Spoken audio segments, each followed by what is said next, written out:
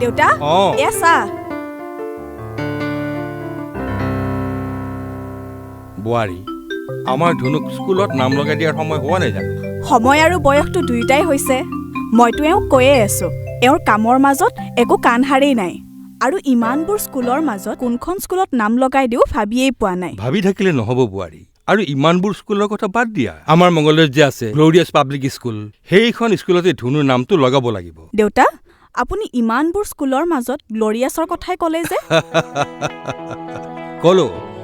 গ্ল'ৰিয়াছৰ কথাই ক'লো কিয় ক'লো জানানে কিয় গ্ল'ৰিয়াছ হৈছে মংগলদৈৰ এখন অন্যতম নিৰ্ভৰযোগ্য প্ৰি প্ৰাইমাৰীৰ পৰা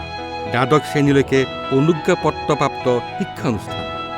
যিখন স্কুলত শিশুক শৈক্ষিক মানসিক বৌদ্ধিক আৰু আধ্যাত্মিকতাৰ ওপৰত বেছি গুৰুত্ব দিয়া হয় সঁচাই দেউতা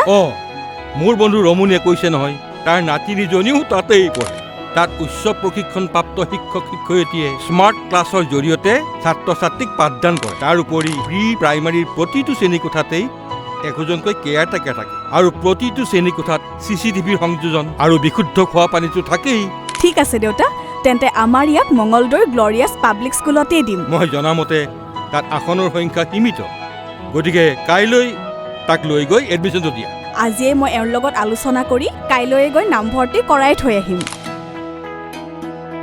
গ্ল'ৰিয়াছ পাব্লিক স্কুল দৰং জিলাৰ এখন অন্যতম নিৰ্ভৰযোগ্য প্ৰি প্ৰাইমাৰীৰ পৰা দ্বাদশ শ্ৰেণীলৈ চৰকাৰী অনুমোদনপ্ৰাপ্ত শিক্ষানুষ্ঠান আৰু কি জানে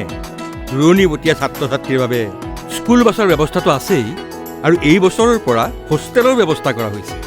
গতিকে দেৰি নকৰি আপোনালোকেও আপোনালোকৰ শিশুটিৰ আসন অতি সোনকালে নিশ্চিত কৰক